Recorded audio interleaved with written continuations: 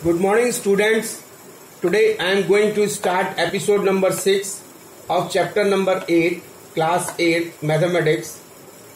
The chapter name is comparing quantities. So today I am going to solve the questions given in exercise 8.3. And the question number 1, what it says that a man bought a box for rupees 250.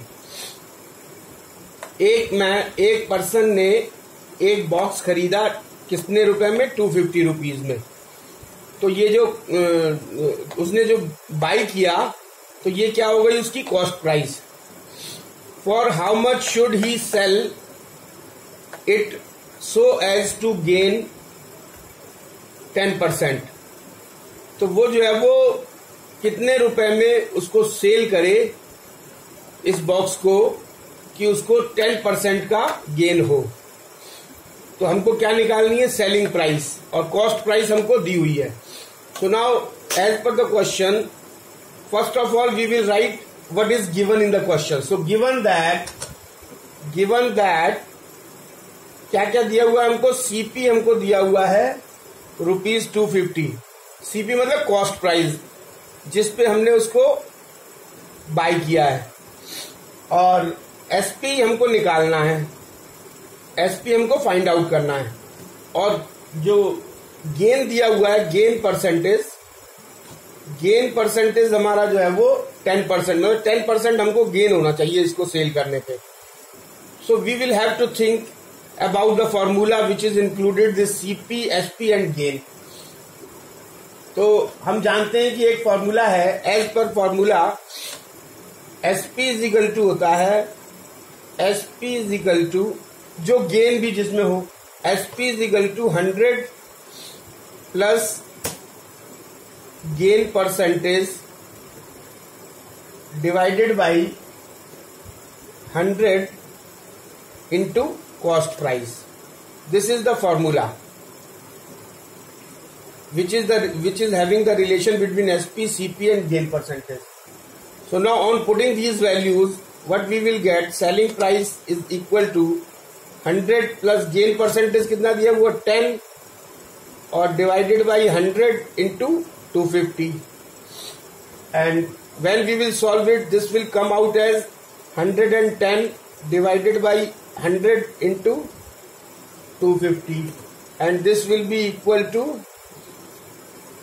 1 0 cancel, 1 0 से 1 0 cancel. So what will be left over here? 275. So rupees 275 is the answer. तो अब जब वो 275 rupees में अगर इसको cell करे तब वो जो है वो उसको 10% का गेन होगा. This is the answer. Thank you very much. So question number 6 of exercise 8.3. What it says? It says that a shopkeeper marks an article which is 60% more than the cost price. Shopkeeper जो है वो एक article पे किसी item पर जो है वो एक मार्किंग करता है प्राइस की, और वो प्राइस कितना लिखता है? जो कॉस्ट प्राइस का उसका 60% मोर करके वो लिख देता है उस पर. And allow a discount of 25%. और उसके बाद जो है वो 25% का डिस्काउंट देता है. तो तो उसको बेचने में उसका जो है वो कितने परसेंट का गेन होगा? तो let the CP be X rupees. Solution क्या होगा? Let the cost price be rupees X. अगर हमने माना कि जो हमारी ये कॉस्ट प्राइस थी वो जो है वो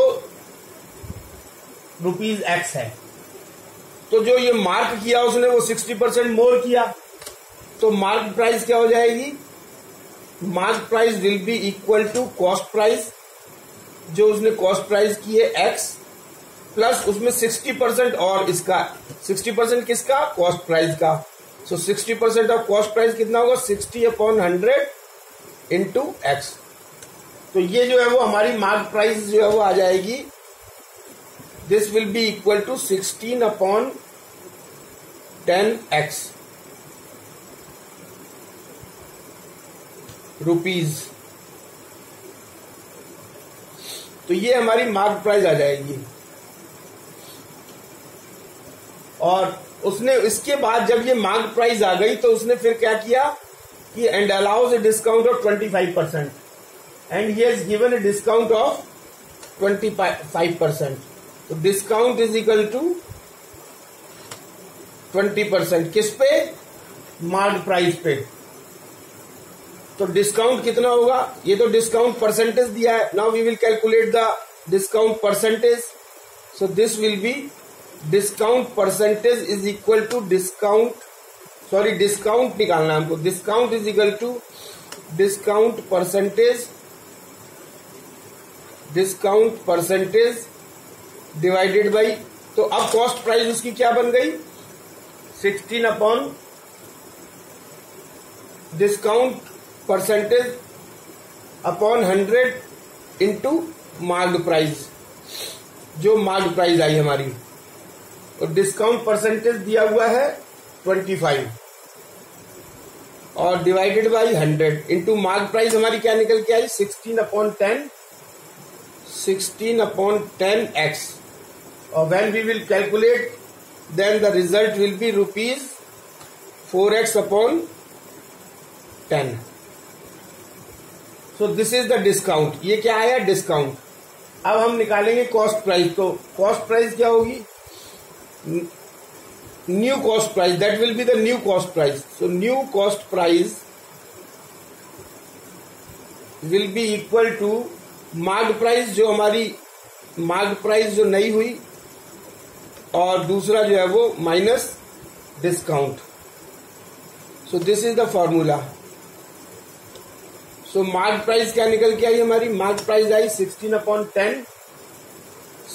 अपॉन 10x माइनस डिस्काउंट हमारा निकल के आया 4 upon 10x is equal to, ये हो जाएगा हमारा 12 upon 10x rupees.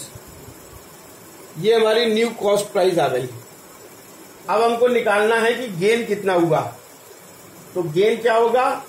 Gain is equal to new cost price minus original cost price. तो गेन कितना होगा? Gain is equal to new cost price minus original cost price. और new cost price हमारी क्या आई? 12 upon 10x new cost price. 12 upon, this is new cost price, 12 upon 10x minus original cost price हमारी क्या थी? x। ये हम मान के चले हैं, this is original cost price x, and this will come out as x upon 5. When we will solve it, this will be x rupees x upon 5. अब ये तो आया हमारा gain. Now we will have to calculate the gain percentage, because in question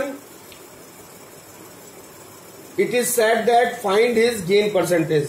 So gain percentage कैसे निकालेंगे? Gain percentage is equal to gain divided by original cost price. Original cost price पे ही निकाला जाएगा। ओरिजिनल कॉस्ट प्राइस,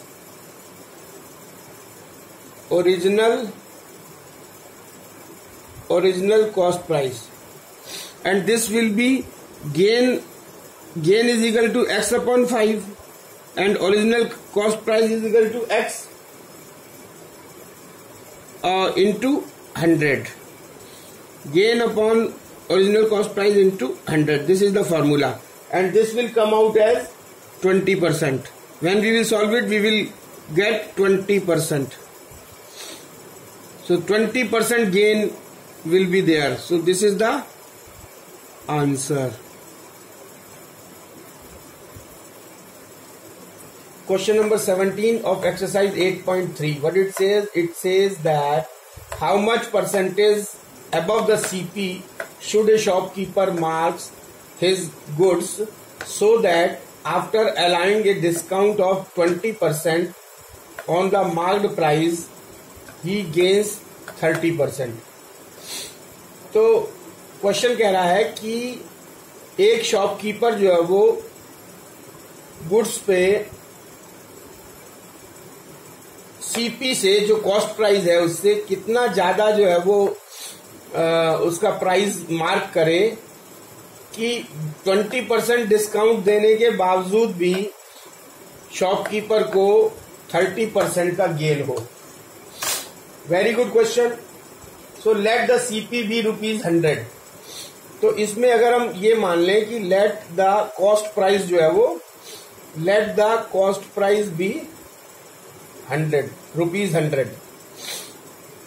100 यानी 100 अगर हमारा cost price है और मार्क्ड प्राइस हम मान लेते हैं कि वो x है।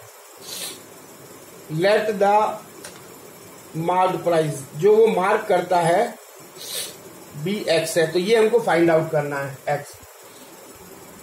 और गेन जो रिक्वायर्ड है वो हमारा 30% है। गेन जो हमको 30% गेन चाहिए, गेन रिक्वायर्ड जो है gain required is equal to 30%। तो सीपी हमारा क्या हो, एसपी हमारा क्या हो गया, एसपी इज इक्वल टू होता है जो हमारा कॉस्ट प्राइस है वो ₹100 plus 30% of 30% of the cost price of CP, and this will be equal to 100 plus 30 upon 100 into 100, and this will be coming out as ₹130 after solving this.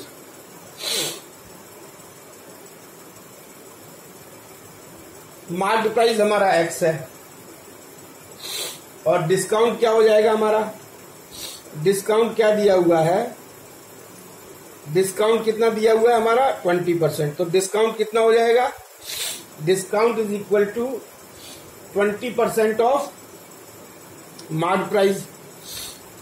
This is 20% of marked price. So this will be equal to 20 upon 100 into mark price हमारा क्या है x, so this will be equal to ₹x upon 5, and selling price will be, selling price is equal to marked price minus discount. This is the formula.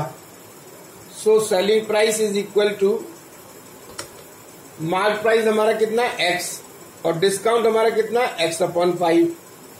So what this will be 4 upon 5x, this will be 4 upon 5x rupees. But SP जो है वो हमारा क्या है, ये SP हमारा 4x upon 5 हो गया। और ये जो हमने गेन से निकाला था एसपी वो ये था, एक एसपी हमारा ये निकला है जो हमने 30% गेन से निकाला था, और एक एसपी हमने इससे निकाला जो हमारा डिस्काउंट 20% से है। तो ये दोनों एसपी को हम बराबर, तो गेन कितना हो जाएगा हमारा, एसपी हमारा ये था तो this will be equal to, दोनों को हम बराबर कर सकते हैं, ये दोनों एसपी जो है वो हमारे बराबर हैं। तो हमको ये अगर बराबर होंगे तभी हमको x की वैल्यू फाइंड आउट होगी।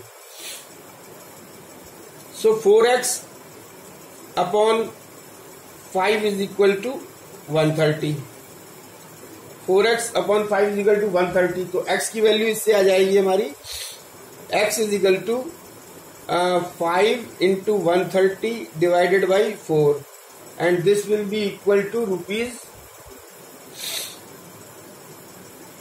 this will be equal to ₹162.5. Therefore difference in CP and mark price क्या हो गया, therefore difference in CP and mark price ये हो गया हमारी सीपीएम ने जो है वो एज्यूम करी थी ₹100 और मार्क प्राइस जो है वो हमारी आई 162 ये एज्यूम करी थी x और x की वैल्यू आई हमारी 162.5. So what will be the result? Difference कितना आया? डिफरेंस आया 162.5 minus 100 is equal to rupees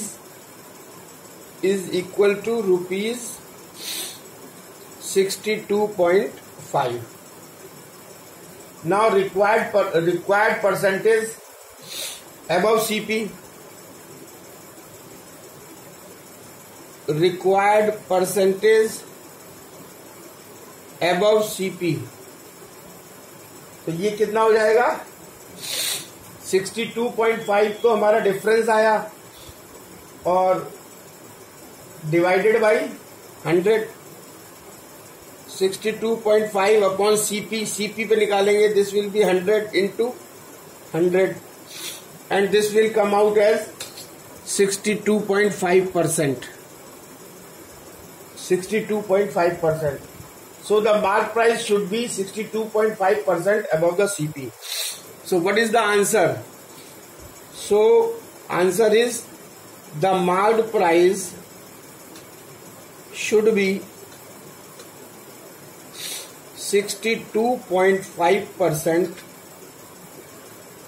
above the 62.5% above the CP, and this is the answer. So now question number 13 of exercise 8.3. This is a very good question. By selling 36 bananas, अगर हम 36 bananas को sell करते हैं, a vendor suffers a loss equal to the SP of 4 bananas. तो उसको loss कितना होता है? Selling price of 4 bananas. Find his loss percentage. तो suppose let SP of 1 banana is equal to ₹1. यानी एक बनाना की जो सेलिंग प्राइस है वो हमने ₹1 मानी. तो 36 बनानाज की जो सेलिंग प्राइस होगी वो 36 into 1 is equal to ₹36 and loss is equal to होता है. लॉस कितना हुआ? लॉस हुआ हमको लॉस हुआ 4 बनानाज का. SP of 4 bananas. लॉस जो है वो SP ऑफ 4 बनानाज. तो 4 इंटू 1 बनाना की कॉस्ट जो है वो हमारी सेलिंग प्राइस ₹1 है. तो कितने रुपए का लॉस हुआ? ₹4 का. Therefore CP of 36 bananas is equal to SP plus loss.